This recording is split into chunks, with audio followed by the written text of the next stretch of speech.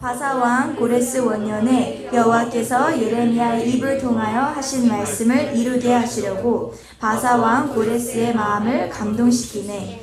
그가 온 나라에 공포도 하고 조소도 내어 이르되 바사왕 고레스는 말하노니 하늘의 하나님 여호와께서 세상 모든 나라를 내게 주셨고 나에게 명령하사 유다 예루살렘의 성전을 건축하라 하셨나니 이스라엘의 하나님은 참 신이시라. 너희 중에 그의 백성된 자는 다 유다 예루살렘으로 올라가서 이스라엘의 하나님 여호와의 성전을 건축하라. 그는 예루살렘에 계신 하나님이시라.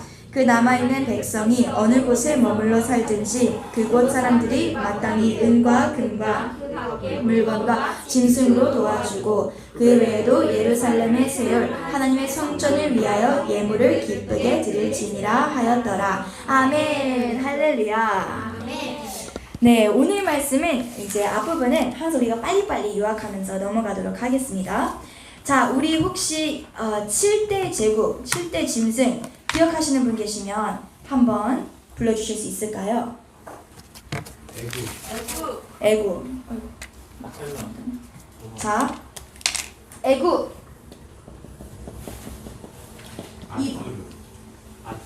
아수르.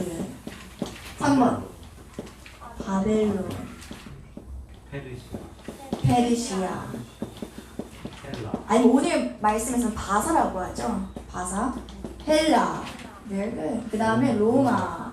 7번째 적그리스도. 할렐루야. 그래서 이 말씀이 요한계시록에서도 계시가 되고, 잠시만요.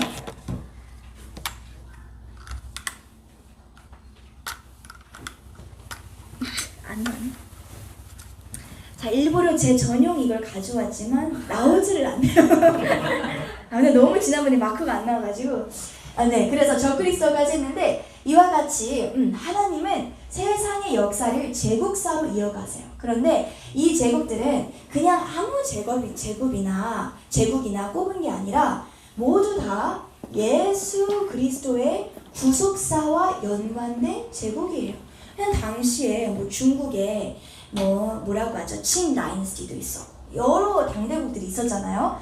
그런데 그런 나라들은 상관이 없어요. 왜냐? 하나님은 무조건 예수 그리스도 중심으로 역사를 흘러보내시기 때문이에요. 아멘. 그래서 이 7가지의 7대 짐승이 있는데 요한계시록 그 사도 요한에 따르면 5은 지났고 하나는 당시 세 요한이 이것을 기록했을 때에 존재하던 로마는 있고 하나는 반드시 장차 올 것인데 아주 짧은 기간 동안 한 일에 곧 7년 동안 대환란 이런 시기가 찾아올 거라고 합니다. 그래서 우리가 적그리스도의 표징 중 하나가 이제 종교 통합, 정치 통합 모든 것이 단일화되는 그런 상황인데 오늘날의 IT와 BT를 통해서 이것들이 충분히 가능해져지고 있다는 것을 알 수가 있습니다.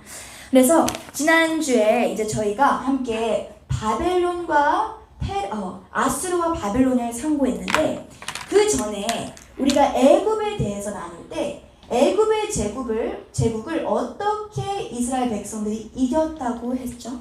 2가지. 예수님의 피. 예수 그리스도의 보혈, 유월절 어린 양의 피, 또 아멘, 여호와의 영, 성령의 능력입니다.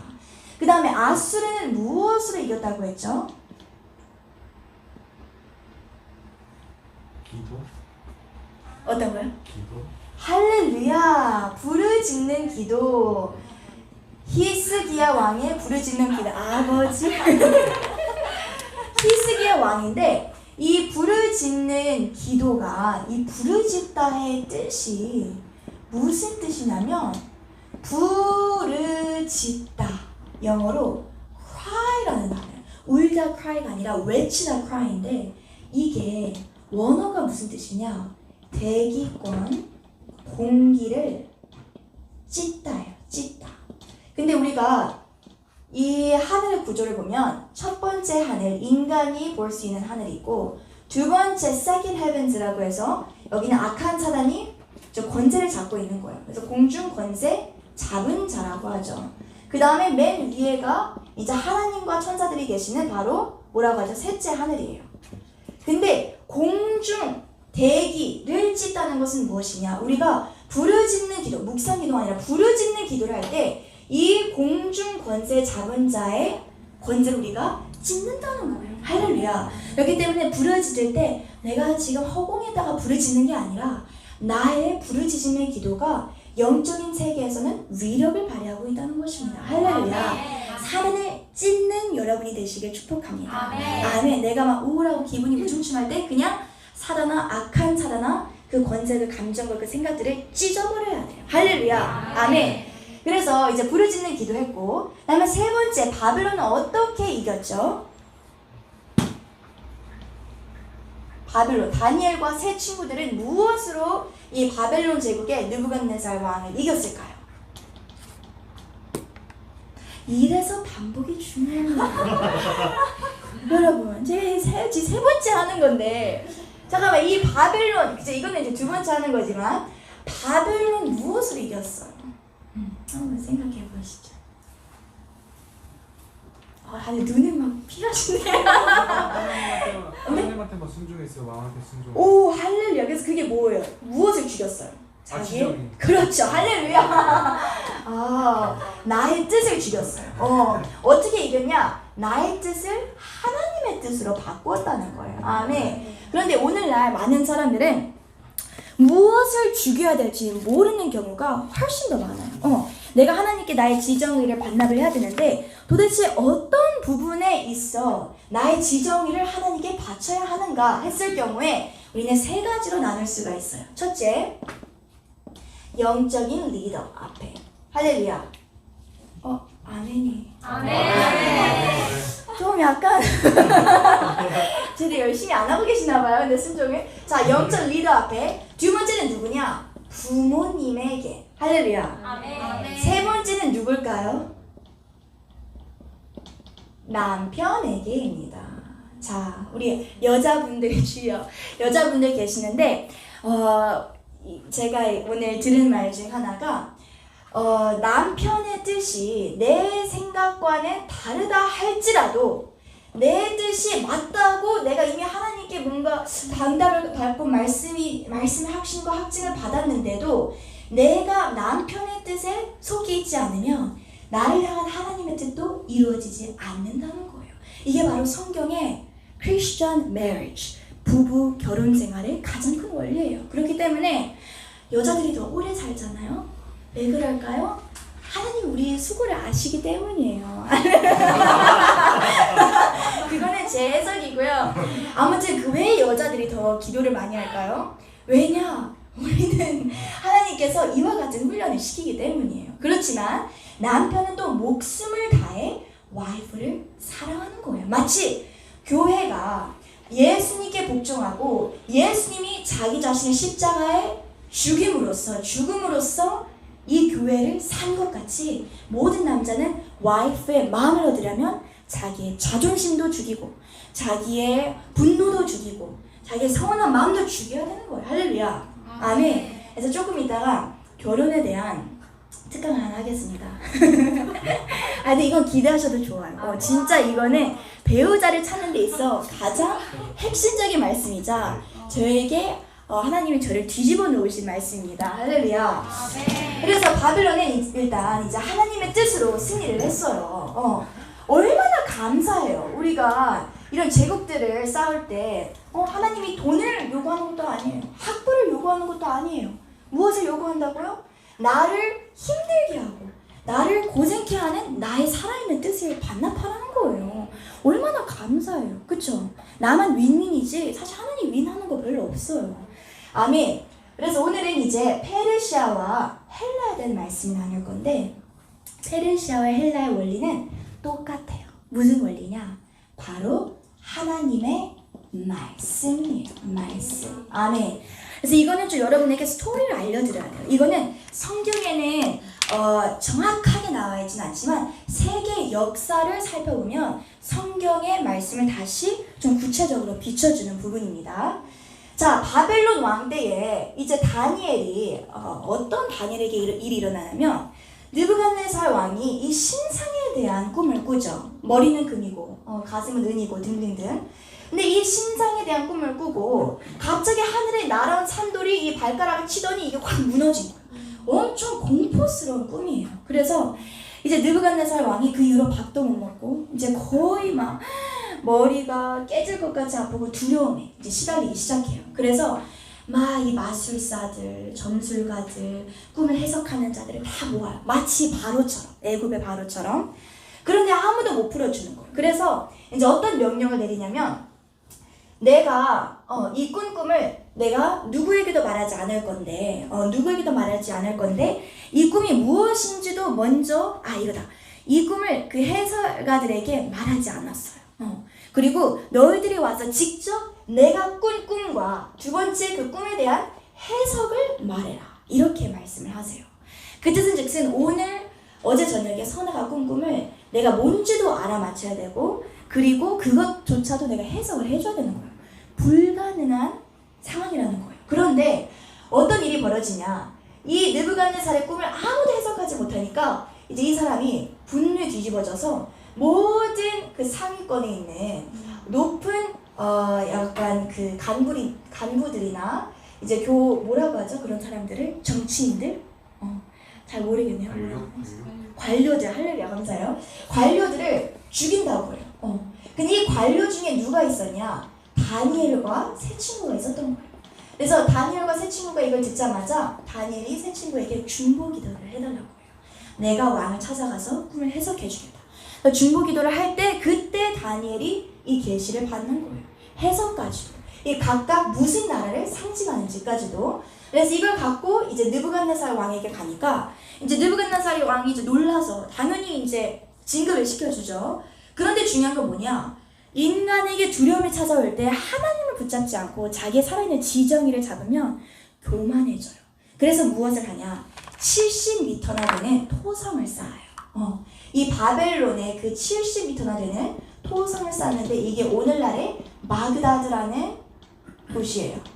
그래서 이 토성을 쌓고 바벨론 이렇게 우리가 강대국인데 절대로 그 어떤 나라도 우리를 무너뜨릴 수가 없어. 이런 식으로 교만을 떨다가 무엇에 걸려요? 정신병에 걸려요. 7년 동안. 근데 이것 역시도 하나님께서 미리 예언을 하신 거였어요. 그래서 7년 동안 무엇을 하냐면 정말 정신병자여서 나가서 풀을 막 사자처럼 뜯어먹어. 그리고 막 자기가 배변도 소변도 아무 데서나 보고 진짜 동물처럼 살아요. 7년 동안. 그런데 이 와중에 7년 후에 물론 돌아왔지만 이런 시기가 지나가고 있을 당시에 메디아라는 나라가 등장합니다. 자, 메디아라는 나라는 작은 나라였어요.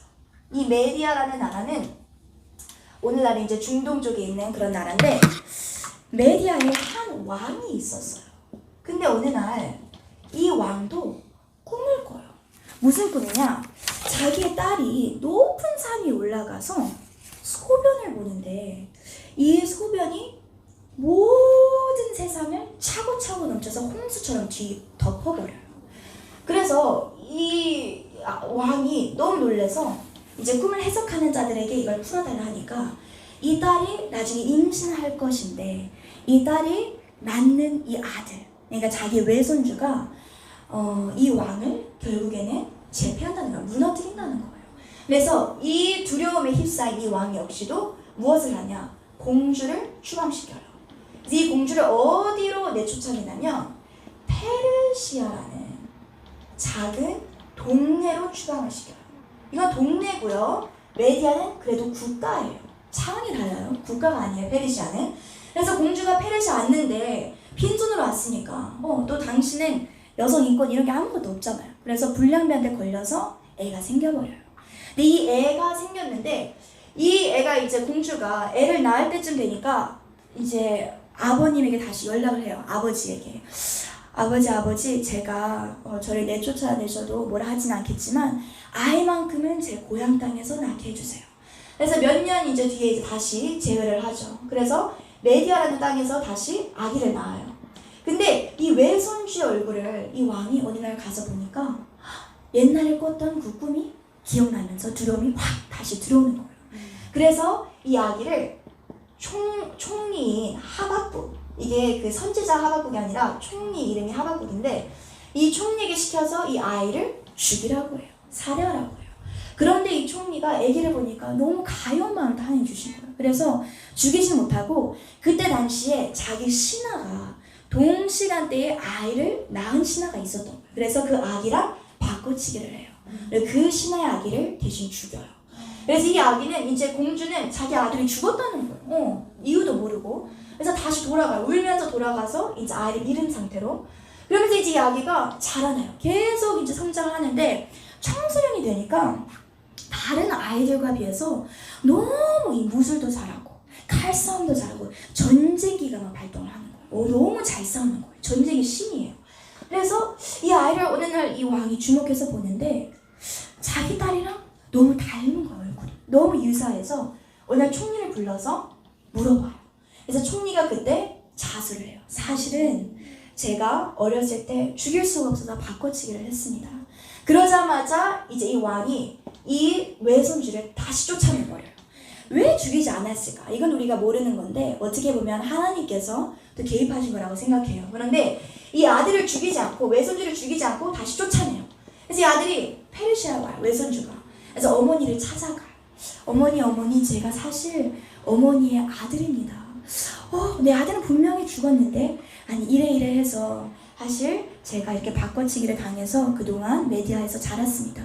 저는 어머니의 아들입니다. 그래서 엄마가 물어봐요. 너 이름이 뭐니? 했더니 아들이 말하는 게 제 이름은 고레스입니다. 이래서 고레스 왕이 나오는 거예요. 근데 이 고레스 왕이 이렇게 이제 자라는데 크면 클수록 이제 외할아버지는 분노가 있잖아요. 그래서 이제 성장하면 할수록 이제 어른, 장년이 되니까 전쟁기가 발동하는 거예요. 그래서 동네에 있는 애들을 모아서 이 메디아 땅을 치러 가요. 왕을 치러 가요. 근데 중요한 건 이건 동네고 이건 국가예요. 절대로 아무리 고레스가 싸움을 잘한다 해도 상대할 수가 없어요. 그런데 이제 고레스와 이 군대가 오는 소식을 듣고 이 왕이 총리를 보내요. 가서 싹 다 죽여라. 근데 총리가 가는 사이에 마음이 변심을 해버려요. 그래서 이 고레스를 만나서 내가 너를 도울 테니 너희 할아버지를 우리가 무너뜨리고 내가 너에게 이 왕권을 주겠다 해서 생겨난 나라가 바로 메데 파사예요. 오케이, very good. 그래서 메데 파사가 바로 고레스 왕의 나라가 돼요. 국가가 돼요. 그래서 이제 메데 파사를 먹는데 중요한 거는 이 고레스가 되게 전쟁기가 또 발동을 해서 당시 강대국이었던 이 페르시아가 아니라 이 바벨론을 이제 먹고 싶은 거예요. 그래서 총리인 하박국에게 말해요. 우리 가서 바벨론도 이제 우리 땅으로 만듭시다. 원래 제국이 이제 성장하게 되면 그 주변의 제국들을 다 먹게 되거든요. 그래서 그런 성향이 있기 때문에 이 바벨론도 먹으러 가는데 총리 하박국이 고레스 왕 그때는 내가 당신을 도와줬기 때문에 당신이 메디아를 먹은 거지 바벨론은 우리보다 군대의 그 군사력이 10배나 더 강력합니다. 절대로 이것을 쌓을 수가 없어요. 그런데 이 고레스가 어떤 전략을 쓰냐면 이 바그다드, 오늘의 바그다드 토성이 있잖아요. 근데 토성에는 강물이 들어가는 강물 통로가 있어요. 이해되셨죠?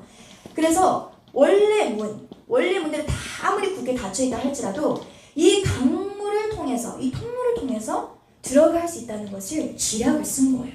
그래서 강물에 들어가는 그 모든 근원지들을 다 막고 물을 다 빼낸 뒤에 그들이 긴 창으로 이 강물 통로를 통해 들어가서 완전히 바벨론을 점령해버려요.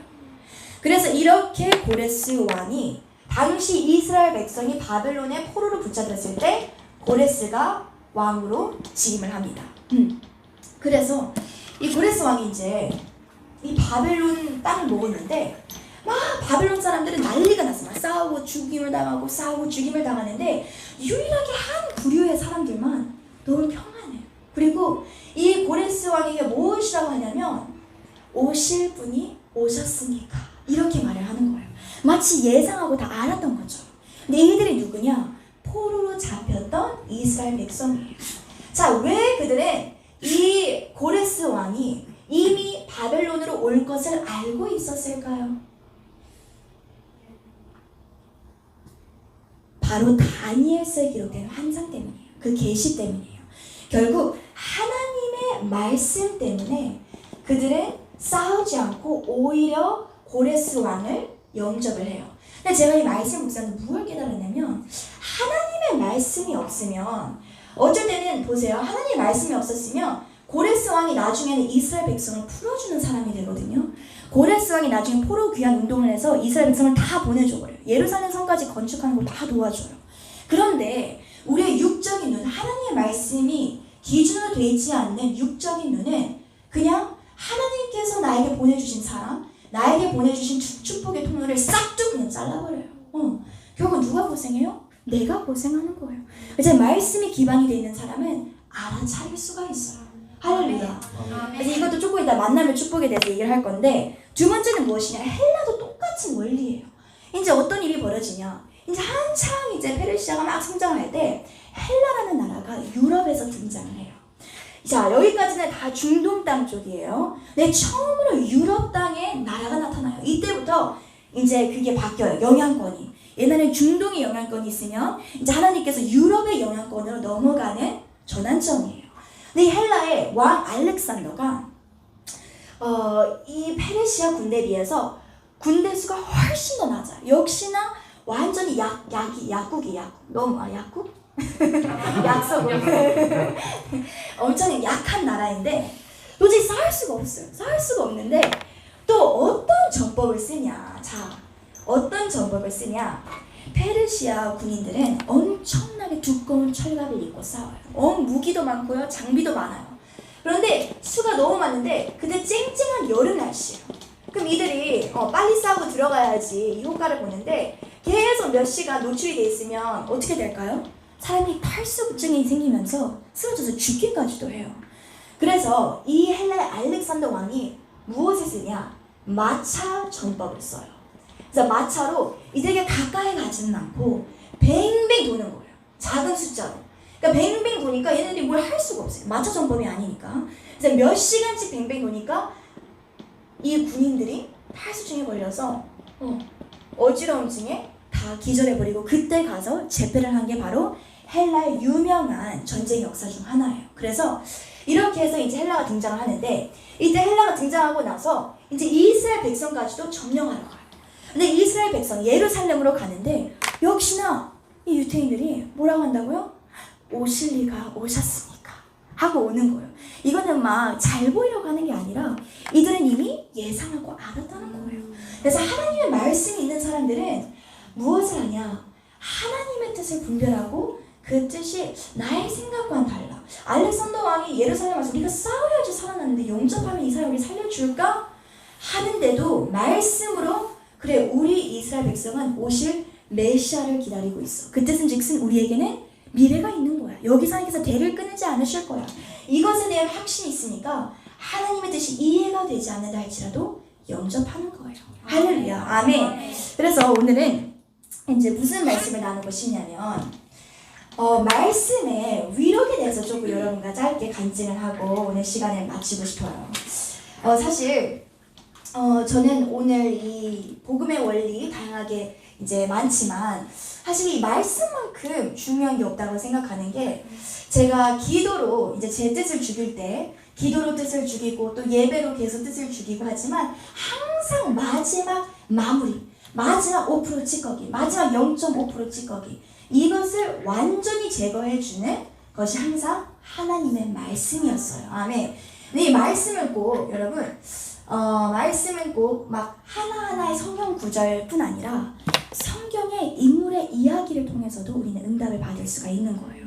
그래서 오늘은 제가 결혼에 있어 저를 처음으로 하나님 뜻 앞에 확 돌려준 하나님의 말씀이 있었어요. 한번 같이 우리 읽어보도록 할 겁니다. 창세기 우리 24장으로 넘어갈게요. 창세기 24장 1절에서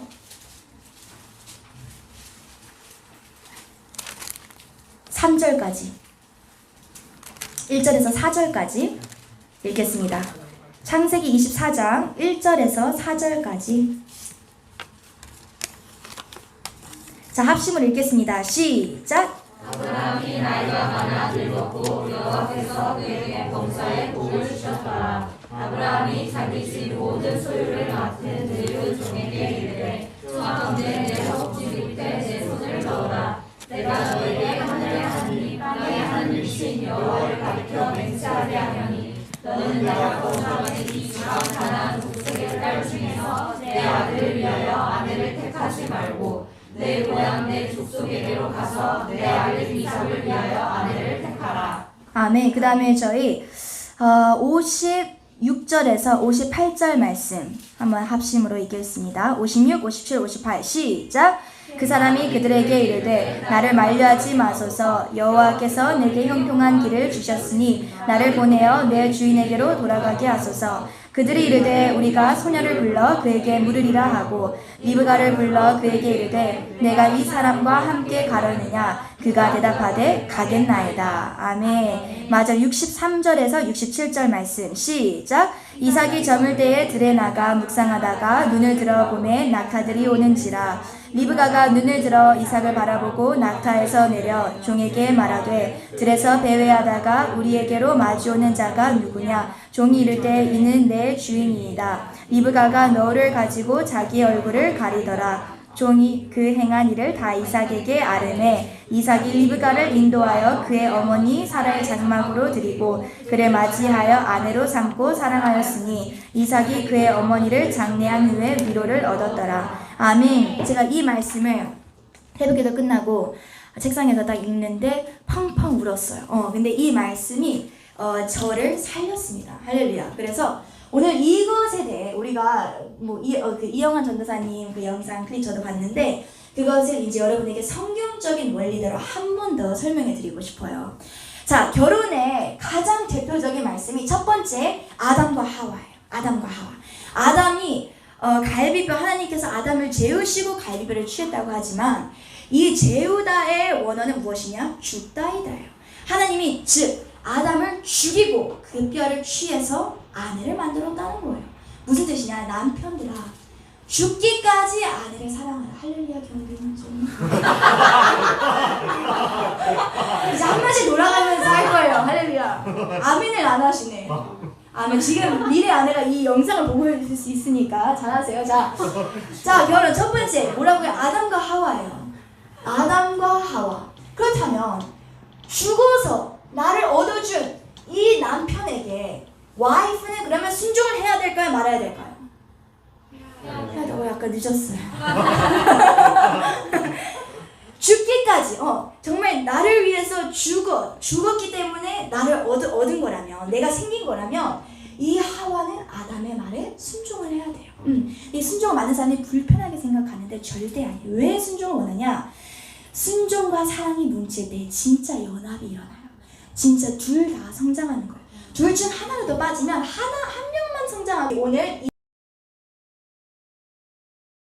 잠깐 해볼게요. 첫 번째 등장인물 아브라함이 나타나요. 이제 아브라함이 100세에 얻은 이삭을 얼마나 사랑하겠어요. 얼마나 사랑하겠어요.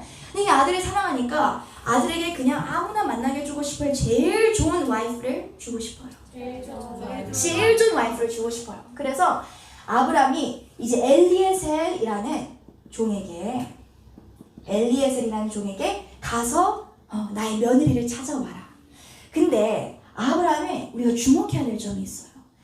여기 가나안 땅 우상을 숭배하는 여인들이 아니라 내 고향, 내 땅, 본토에 가서 아내를 데려와라. 절대로 만약에 그 아내가, 그 며느리가 이삭님이 대신 오세요 하면 그냥 너 하고 와라. 이 정도까지 아주 단호하게 말을 해요. 왜냐하는 이유가 있어요. 아브라함에게 아들의 결혼은 단순한 육신적인 연합의 기능이 아니라 아브라함에게 약속하신 하나님의 언약, 하나님의 기업, 하나님의 비전을 잇는 구속사와 밀접한 관계가 있기 때문이에요. 할렐루야.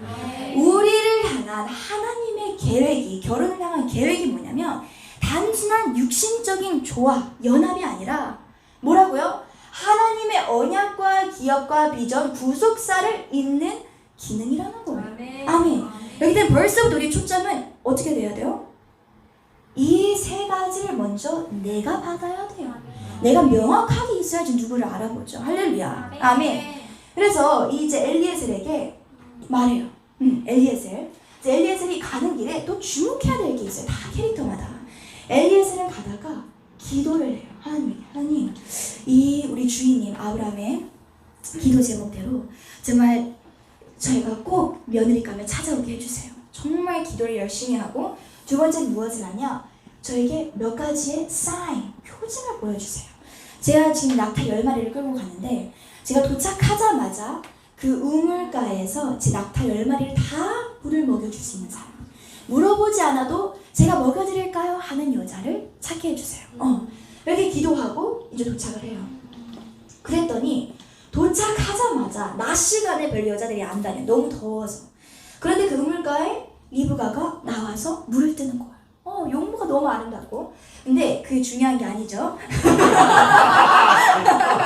그게 중요한 게 아니에요, 형제님들. 하나님. 자, 리브가 와서 이제 물을 뜨고 있어요. 그런데 사실 이 낙타 10마리가 속도 말하기 얼마나 처음 마시냐면, 이 낙타 10마리가 진짜 거의 30kg 넘게 마셔요, 여러분. 근데 이 물을 나 지금 너무 덥고 여자는 덥잖아요. 힘들잖아요. 나랑 아무 상관이 없는 사람인데 그 낙타를 내가 먹일 필요가 없어요. 그런데 그 낙타를 리브가는 제가 먹여드릴까요? 제가 물 좀 드려도 될까요? 이렇게 해서 10마리를 다 물을 줘요.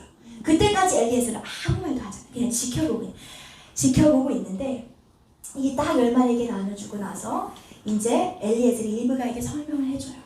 사실 저기 머나먼 가나안 땅에 우리 아브라함 주인님이 계신데 엄청나게 이런 재산이 있고 이런 기업이 있다. 그런데 독생자 딱 한 명, 이삭 아들이 있는데 내가 며느리감을 찾는 이런 표지는 너를 만나겠다. 딱 설명을 해줘요. 근데 리브가는 딱 그것을 듣자마자 그것에 반응을 해요. 그래서 무엇을 하냐? 집에 가서 라반과 또 엄마와 아빠와 이제 형제들에게 말을 할 때 그들이 막 뜯어말려요. 좀 더 있다가, 열흘만 더 있다가. 리브가 뭐라고 하죠? 가겠나이다. 그냥 가요. I'm gonna go. Bye. 사요나라. 근데 이만큼 쉽지 않았다는 거예요, 여러분. 쉽지 않았어요. 근데 사요나라하고 가서 이제 누구를 만나냐? 이제 이삭을 만나게 돼요. 그래서 이삭을 만났을 때 이삭은 무엇을 하고 있냐? 들에서 묵상을 하고 있어요. 우리 형제님들, 여자는 이렇게 찾으면서 찾는 게 아니라 믿음 생활 열심히 하고 주님 앞에 묵상할 때 리브가가 알아서 낙타를 타고 옵니다. 할렐루야. 아멘. 경빈이 형제만 아멘 했어요. 축복합니다. 아멘. 그래서 이 묵상을 하고 있는데 리브가가 딱 오는 거예요.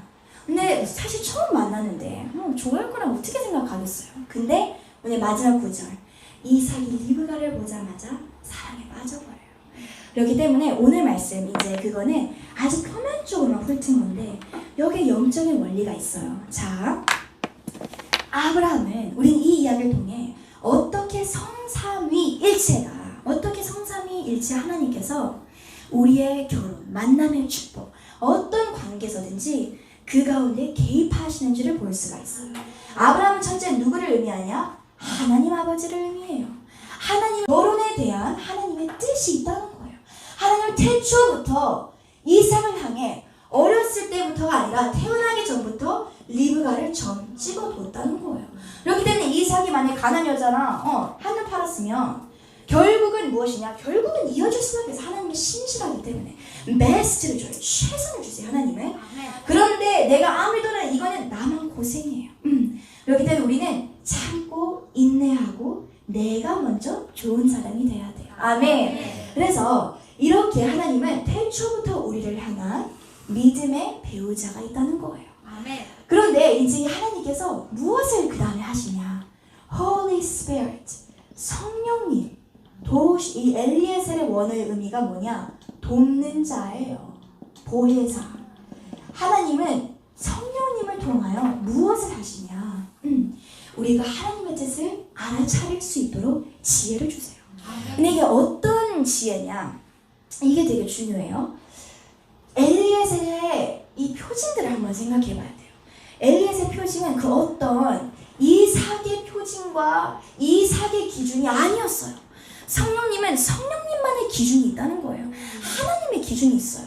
내가 배우자를 생각해, 저도 사실 제 배우자 따따따따 이렇게 생각했는데, 모든 걸 생각했는데 성령님의 기준은 다르다는 거예요. 성령님이 그런 기준을 나의 마음을 통해서라든지, 이제 저 같은 경우는 이제 영적인 리더를 통해서든지, 말씀을 통해서 말씀하실 때는 내가 반응을 해야 돼요. 근데 반응하는 것, 그것은 누구의 몫이냐? 바로 신부인, 바로 우리의 몫이에요. 리브가의 모습을 보면 항상 적극적이었어요. 내 적극성은 어떤 적극성이냐? 결혼은요, 백마탄 왕자를 기다리는 게 아니에요. 절대로 백마탄 왕자를 기다리는 게 아니라 결혼은 적극적인 거예요. 대신에 어떤 적극성이냐? 내가 먼저 파헤쳐서 사람을 찾는 게 아니라 주님 앞에 내가 철저히 하나님 안에서 완전한 사람이 되어가는 노력을 해야 돼요. 할렐루야. 이 완전함의 노력은 무엇이냐? 내 안에 적극적인 삶의 라이프스타일이 회복이 되어야 돼요. 내 삶이 무기력하다? 그럼 그걸 놓고 하나님께 기도를 해. 노력을 해야 돼요. 내가 적극적으로 바뀔 수 있도록 하나님 저 도와주세요. 저 쉽지 않아요. 주님이 도와주시면 저는 할 수 있어요. 적극적인 면이 필요하고, 두 번째는 무엇이냐? 내 지정의가 깨져야 돼요. 할렐루야.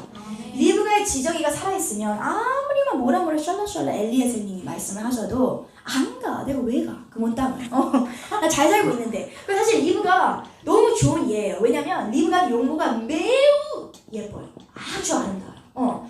그러면 얼마나 이 동네에서 또 나의 문제니 하품을 막 정말 은혜롭습니다. 할렐루야. 자, 저 마스크 쓰시는데 좀 괜히 보이네요. 할렐루야. 자, 오케이. 너무 예뻤는데 생각해보면 고향 땅에 얼마나 많은 남자들이 대시를 했겠어요. 그런데 그는 철저하게 자기 자신의 완전한 기준이 있었다는 거예요. 난 아무나 만나지 않아. 나 아무나랑 안 사겨. 난 철저하게 주님의 기준에 설 거야. 그게 우리의 고백이 돼야 돼요. 마지막 무엇이냐? 하나님의 뜻을 발견할 수 있어야 돼요. 깨달을 수 있어야 돼요. 지금도 여러분 향해, 물론 결혼에 대한 것이 아니어도 하나님께서는 이미 성령을 통해 하나님의 뜻을 말씀하고 계세요. 너 지금 마음이 불편하는 거? 그 A가 아니라 이거 B야. A가 아니라 B야. 말씀하고 있는데 이 하나님의 뜻을 깨닫는 것에 더디게 하는 것은 제가 경험해보니까 지정이가 죽지 않은 것이 결국에 문제더라고요. 아멘.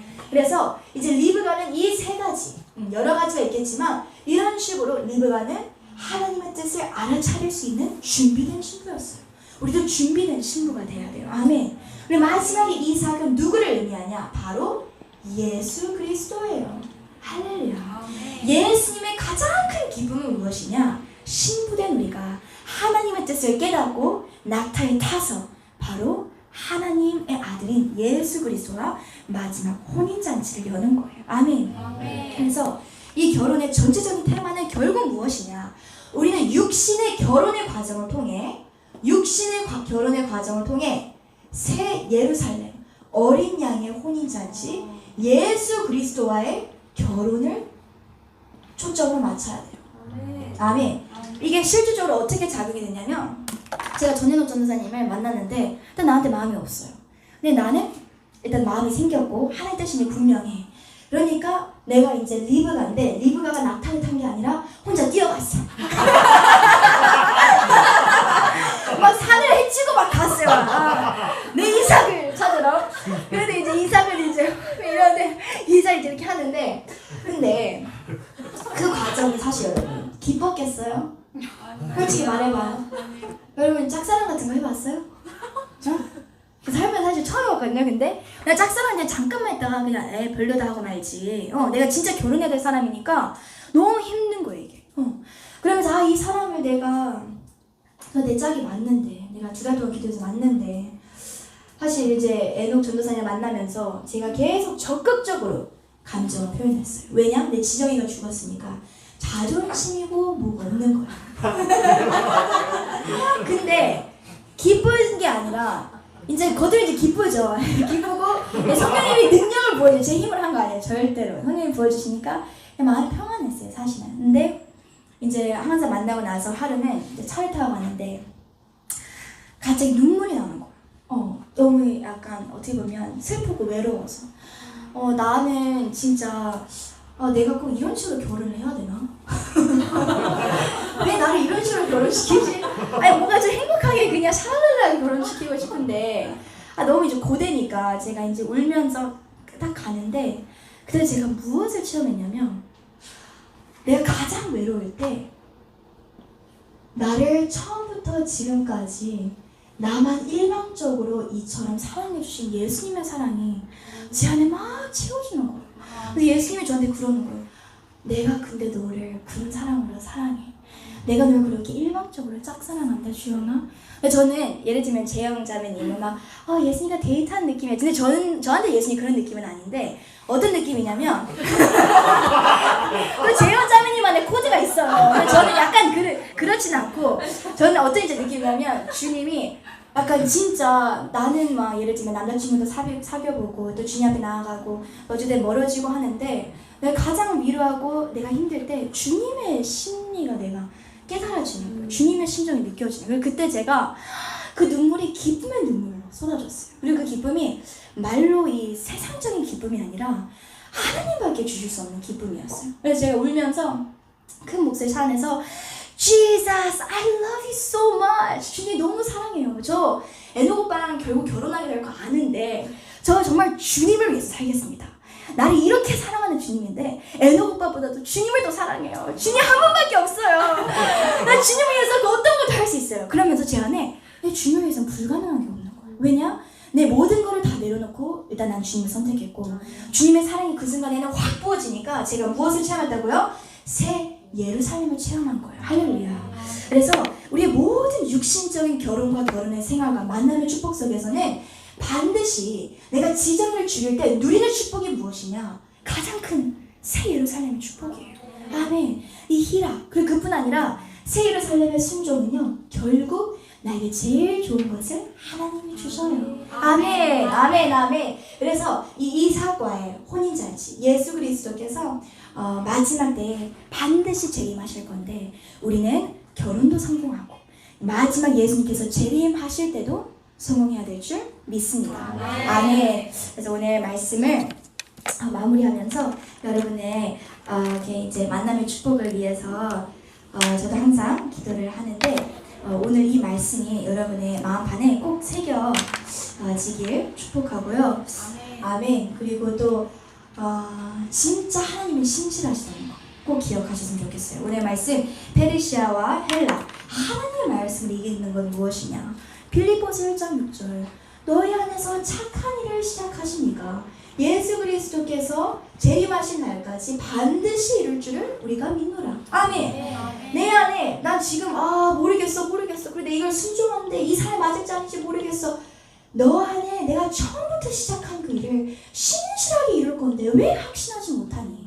왜 우리가 지정일을 반납하지 못하냐면요 하나님에 대한 확신이 없어서 그래요. 제가 그랬거든요. 그런데 하나님 어느 날 저에게 물어보시더라고요. 내가 나에게 어떤 존재니? 하나님은 제 안에 착한 일을 시작하신다면 끝까지 이루실 분이시고요. 정말 죽음에도 그 어떤 권세자들도 그 어떤 세상의 피조물과 창조물도 주님의 사랑으로부터 저를 끊어낼 수가 없는 그런 사랑이죠. 그래 내가 너를 향해 그렇게 사랑하는데 왜 나를 신뢰하지 못하니? 이렇게 말씀하시는 거예요. 아멘. 그렇기 때문에 모든 돌파의 마무리는 반드시 하나님의 말씀이 있어야 돼요. 아멘. 하나님의 음성을 우리가 말씀을 통해 기도를 통해 예배를 통해 계속 구해야 돼요. 모든 문제는 결혼이든 뭐든 미래든 비전이든 학업이든 다 하나님의 음성을 들어야 돼요. 할렐루야. 아멘. 우리 이 시간에 찬양 부르고 이제 기도하고 오늘 예배 마치도록 하겠습니다. 나 주님의